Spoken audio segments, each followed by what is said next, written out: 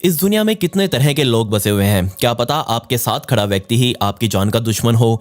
क्या पता जिसके ऊपर आप इतना ज्यादा विश्वास करते हो वही आपकी जान लेने के लिए पीछे पड़ा हो। जी हाँ, बहुत तरह के क्रिमिनल माइंड्स इस दुनिया में छिपे हुए हैं और ऐसी ही कुछ फोटोज इस दुनिया में आज भी इंटरनेट पर घूमती हैं, जिनके बारे में जानना आपके लिए बहुत ज़्यादा जरूरी है।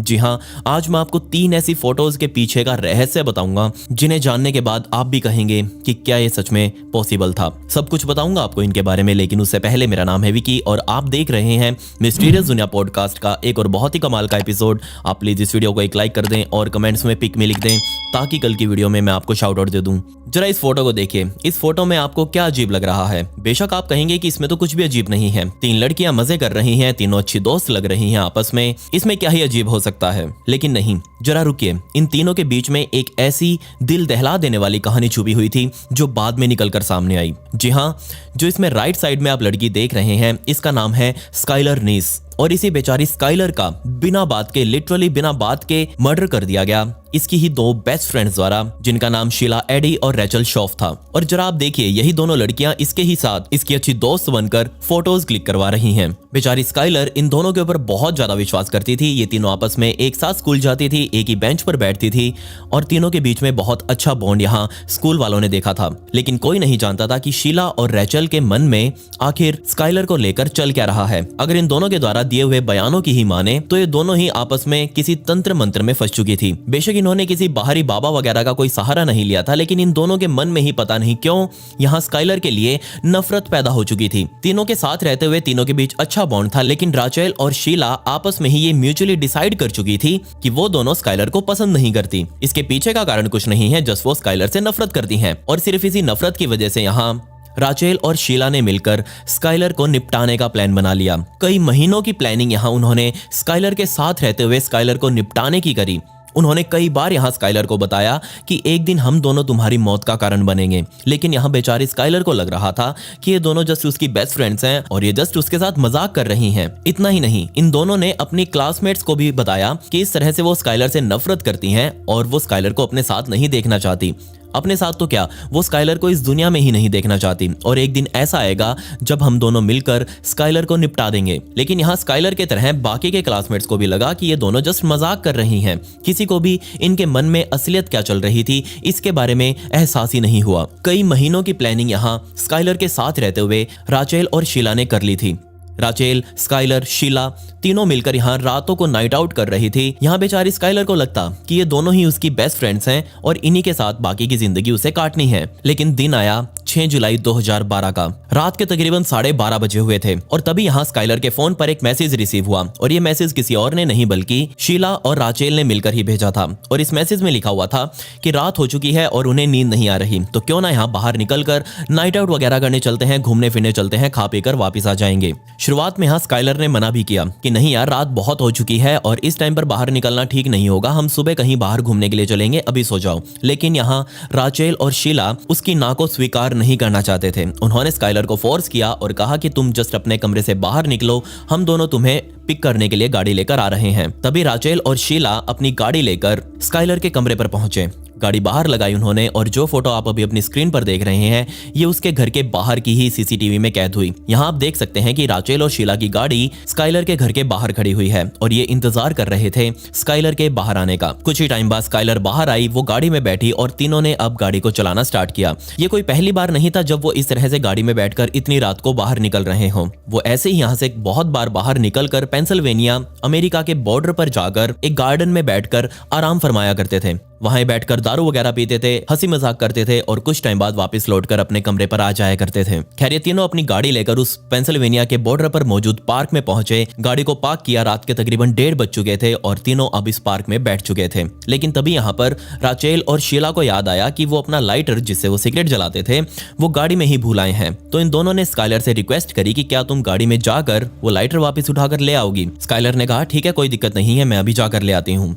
राचेल ने यहाँ अपनी गाड़ी की चाबी स्काइलर को दी और स्काइलर अब उस चाबी को लेकर गाड़ी की तरफ निकल चुकी थी। लेकिन बेचारी स्काइलर को पता ही नहीं था कि वो उस गाड़ी तक पहुंच ही नहीं पाएगी जिसमें से वो लाइटर लेने के लिए निकली है। जैसे ही वो यहाँ से गाड़ी की चाबी लेकर पार्क के बाहर पहुंचने ही वाली थी, तभी यहाँ पर उसने 1 2 3 की आवाज सुनी और ये 1 2 3 कोई और नहीं बल्कि उसकी ही दोस्त चिल्ला रही थी और ये 3 मतलब सिग्नल था स्काइलर के ऊपर हमला करने का। जी हाँ, 3 सुनते ही राचेल और शीला ने मिलकर अपनी जेब में रखे हुए ब्लेड्स को निकाला और वो सीधा स्काइलर की तरफ भागने लगी। स्काइलर ने पीछे मुड़कर देखा कि उसकी दोनों दोस्त उसकी तरफ भागी चली आ रही हैं, लेकिन उसको यहाँ कुछ अजीब नहीं लग रहा था। उसे लग रहा था कि शायद हो सकता है कुछ और काम याद आ गया हो और वो वहीं रुक गई, अपनी दोस्तों के पास आने का वेट करने लगी। कुछ ही सेकंड्स में राचेल और शीला दोनों स्काइलर के पास पहुंच चुकी थी और जस्ट दोनों ने मिलकर स्काइलर के बालों को पकड़ा, उसे जमीन पर गिरा दिया। जमीन पर गिराते ही तकरीबन 54 बार, सोचकर देखिए 54 बार यहाँ पर उन ब्लेड्स से राचेल के गले के ऊपर वार किया गया।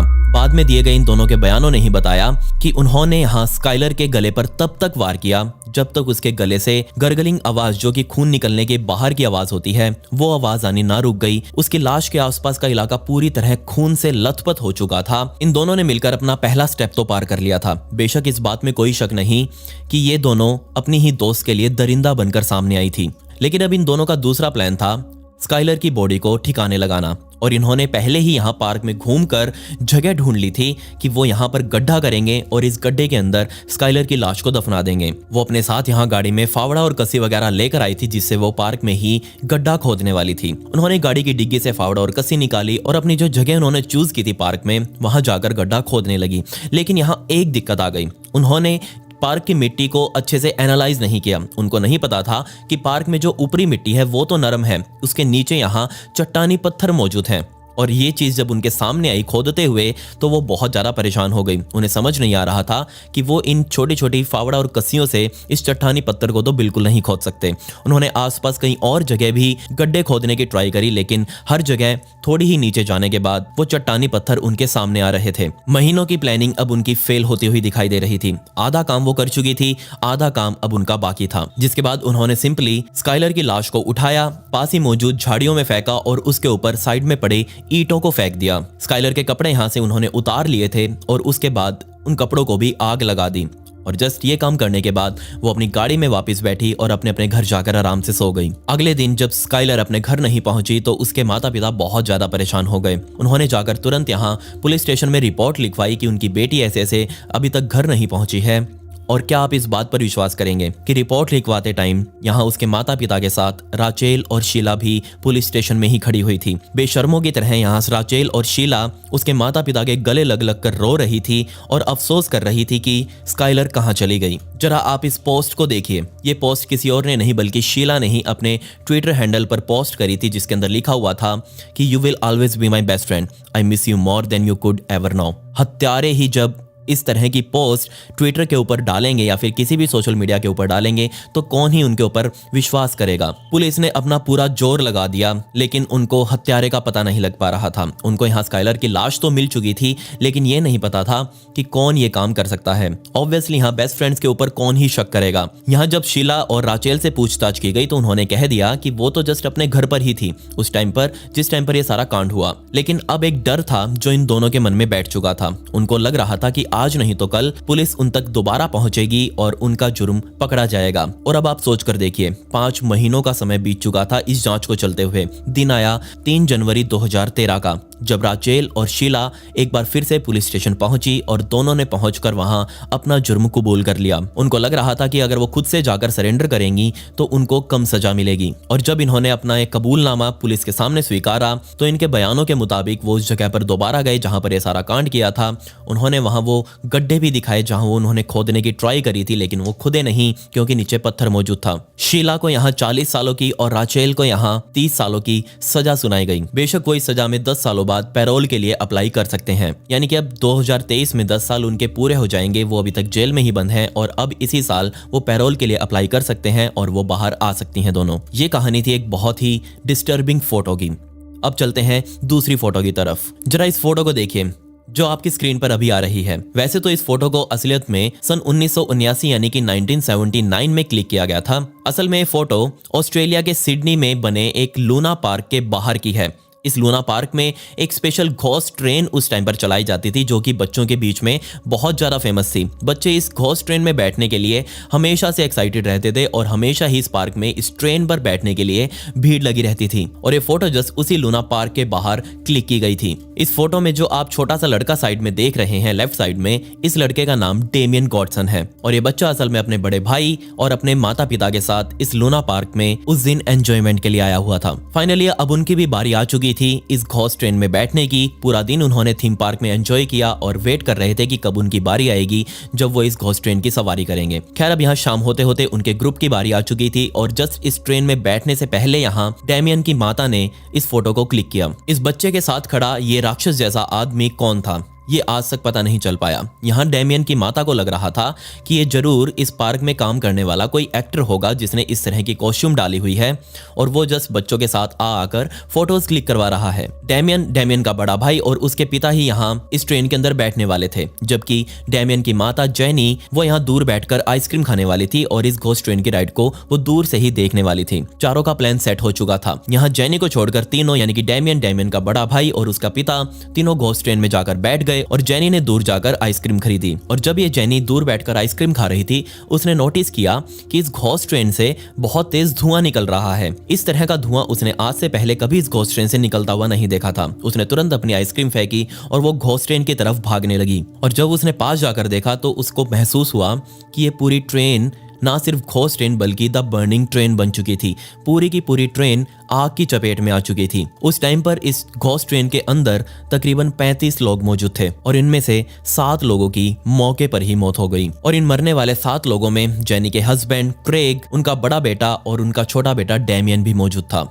तीनों की यहाँ मौके पर ही मौत हो चुकी थी जेनी की आंखों के सामने। इस चलती हुई ट्रेन में एक आग कैसे लगी ये आज तक पता नहीं चल पाया। कुछ लोगों ने माना कि हो सकता है जरूर यहाँ शॉर्ट सर्किट हो गया होगा इस ट्रेन के अंदर और उसी वजह से आग लग गई, लेकिन बहुत से लोगों के पेट में बात हजम नहीं हुई। क्योंकि ये पार्क हमेशा से ही विवादों का हिस्सा रहा है और सभी ने माना कि जरूर ये आग जानबूझकर यहाँ लगाई गई होगी। जरा इस आदमी से मिलिए जिसका नाम एब सैफरन था, जो कि इस इलाके में पिछले काफी लंबे टाइम से आगजनी की घटनाओं में शामिल माना जा रहा था। यह आदमी अपने फायदे के लिए कहीं भी आग लगा सकता था और यह आदमी काफी लंबे टाइम से चाह रहा था कि ये लूना पार्क बंद हो जाए। और इसके पीछे भी एक कारण था, क्योंकि कुछ सालों पहले यहाँ एब सैफरन ने इस लूना पार्क को खरीदने के लिए इसके मालिकों को ऑफर किया था, लेकिन यहाँ इसके मालिकों ने अपना पार्क बेचने से मना कर दिया। इस बात से गुस्सा होकर यहाँ एब सैफरन ने उनके मालिकों को धमकी दे दी थी कि आज नहीं तो कल उनका पार्क वो बंद करवा कर रहेगा। अब यहाँ पर 2 कारण हो सकते हैं, या तो ये एब सैफरन इस पार्क को बंद करवाना चाहता था या फिर हो सकता है वो इस पार्क को खरीदना चाहता हो। क्योंकि वो अगर वो इस ट्रेन को इस तरह से जला देगा तो ऑब्वियसली इस पार्क की जो इज्जत, जो विश्वास लोगों का इस पार्क पर बना हुआ था वो घट जाएगा और ऑटोमेटिकली जो इस पार्क की मार्केट वैल्यू थी वो गिर जाएगी और एब सैफरन को ये पार्क बहुत कम दामों में मिल जाएगा। फाइनली इस हादसे के कुछ टाइम बाद जब जेनी घर पर बैठकर अपनी इन फोटोज को देख रही थी जो उस दिन इसने क्लिक करी थी, तो उसके सामने ये फोटो भी आई। उसने अपने बेटे को नोटिस किया। डेमिन यहाँ इस फोटो में बहुत खुश दिखाई दे रहा था, लेकिन इसके साथ ये आदमी कौन खड़ा था, इसके ऊपर अब जेनी का ध्यान गया। उसको याद आया कि वो तो यहाँ अपने बच्चों की ही फोटोज क्लिक करने वाली थी और तभी ये मास्क पहने हुए आदमी उसके परिवार के पास आया। उसके छोटे बेटे के कंधे पर उसने हाथ रखा और उनके साथ फोटोज क्लिक करवाई। उस टाइम पर यहाँ जेनी को लग रहा था कि ये आदमी जिसने मास्क पहना हुआ है वो इस पार्क में काम करने वाला कोई एक्टर होगा और मनोरंजन के लिए पार्क वालों ने यहाँ इसे छोड़ा हुआ होगा। लेकिन जब इस फोटो को लेकर जेनी पार्क वालों के पास पहुंची और पूछने लगी कि ये उस दिन की फोटो है और उस दिन ये आदमी आपके यहाँ पार्क में काम कर रहा था, लेकिन पार्क वालों को अच्छे से याद है कि उन्होंने अपने इतिहास में कभी किसी कॉस्ट्यूम एक्टर्स को हायर नहीं किया, यानी कि किसी तरह के इस आदमी को हायर नहीं किया जिनको वो इस तरह की कॉस्ट्यूम पहनाकर लोगों के बीच मनोरंजन के लिए छोड़ रहे हों। दिखने में ही ये फोटो कितनी अजीब सी लग रही है। ये असल में आदमी कौन था ये आज तक पता नहीं चल पाया। बहुत बड़े पैमाने पर एक इन्वेस्टिगेशन इस आदमी को ढूंढने के लिए स्टार्ट की गई, लेकिन बदकिस्मती से उस टाइम पर ना ही इतनी ज्यादा टेक्नोलॉजी इस दुनिया में मौजूद थी और ना ही CCTVs वगैरह उस पार्क में उस टाइम पर लगे हुए थे, जिससे ये पता चल सके कि यह आदमी असल में था कौन। बहुत से लोगों ने बताया कि ये जरूर कोई राक्षस होगा और इसी की वजह से ये आगजनी की घटना उस दिन उस ट्रेन में हुई। दिखने में ही ये फोटो बहुत अजीब सी लग रही है। इस फोटो को देखकर मुझे एक अजीब सी वाइब आ रही है। बेशक अपना पूरा जोर लगाने के बाद भी इस आदमी को नहीं ढूंढा जा सका। अब क्या ही कर सकते हैं, ये मिस्ट्री हमेशा एक मिस्ट्री ही बनी रहेगी। अगर आने वाले टाइम में इसके बारे में कोई अपडेट हुई तो मैं आपको जरूर इसी चैनल पर बता दूंगा। अब चलते हैं हमारी तीसरी फाइनल फोटो की तरफ। जरा इस फोटो को देखिए। इस फोटो को देखकर आपको क्या याद आ रहा है?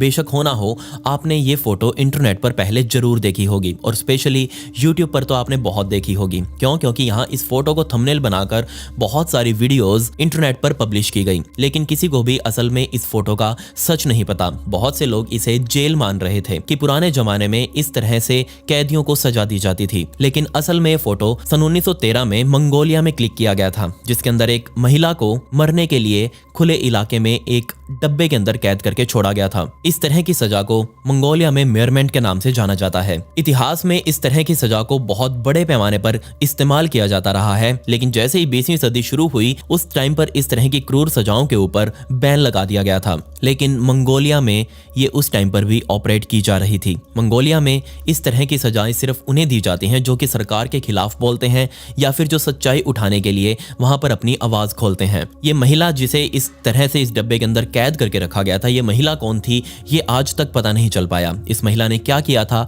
ये भी पता नहीं चल पाया, लेकिन इस महिला की किस्मत चाहे जो भी रही हो, बस इतना पक्का था कि इसे एक लकड़ी के डब्बे में कुछ इस तरह से बंद करके रेगिस्तान के बीचों बीच मरने के लिए छोड़ दिया गया था। सिर्फ उसे खाने के लिए यहाँ पर थोड़ा सा शहद, जो कि इस डब्बे के साइड में पड़े हुए कटोरी के अंदर आप देख सकते हैं, सिर्फ ये शहद ही यहाँ दिया गया था। बेचारी इस शहद को शायद उठा भी नहीं सकती थी, क्योंकि इस डब्बे से या तो वो अपना हाथ बाहर निकाल सकती थी या फिर अपना मुंह। जब मैंने इस फोटो के बारे में और ज्यादा रिसर्च करी तो मुझे पता चला कि जो शहद इसके साइड में रखा हुआ था वो इस महिला ने छुआ तक नहीं, बल्कि और कीड़े मकोड़े इस शहद की कटोरी पर जमा हो चुके थे और वही कीड़े मकोड़े इस शहद को अपना भोजन समझकर खा चुके थे। उनकी भी कोई गलती नहीं थी, उन्हें नहीं पता था कि ये भोजन किसी और मरने वाली महिला का है। ये जो छेद आप देख रहे हैं जिसके अंदर से इस महिला ने अपना मुंह बाहर निकाला हुआ है, ये छेद भी पूरे दिन में कुछ टाइम के लिए ही बाहर खोला जाता था। बाकी के टाइम पर ये छेद भी यहाँ ढक्कन से बंद रखा जाता था। सोचकर देखिए बेचारी इस महिला को कितनी गंदी मौत मिली होगी, किस तरह की पनिशमेंट ये उस टाइम पर दुनिया में दी जा रही थी। इस महिला के अंतिम दिन कैसे रहे होंगे? पूरा पूरा दिन वो पैर मोड़े सीधे भी नहीं होते थे इस डब्बे के अंदर, वो पैर मोड़कर पूरा पूरा दिन यहाँ इस डब्बे में पड़ी रही होगी और अंत में धीरे धीरे कर मौत के मुंह में समा गई होगी। सोचकर ही यहाँ मुझे तो डर सा लग रहा है। खैर ये थी 3 फोटोज जिनकी कहानी बहुत ज्यादा भयंकर थी। और अगर आप मुझसे इंस्टा पर बात करना चाहते हैं तो ये मेरी इंस्टा आईडी है। यहाँ पर मैं इसी तरह की स्टोरीज को छोटी रील्स के फॉर्मेट में भी डालता हूँ, तो वहां पर भी आप जाकर देख सकते हैं, मुझे फॉलो कर सकते हैं, मुझसे बात कर सकते हैं। मेरी आईडी का लिंक आपको डिस्क्रिप्शन में भी मिल जाएगा। खैर पिछली वीडियो का shout out mister Vishal roaster को and comment pick me to get a shout out in next video. मिलते हैं अगली वीडियो में। ये वीडियो देखने के लिए धन्यवाद।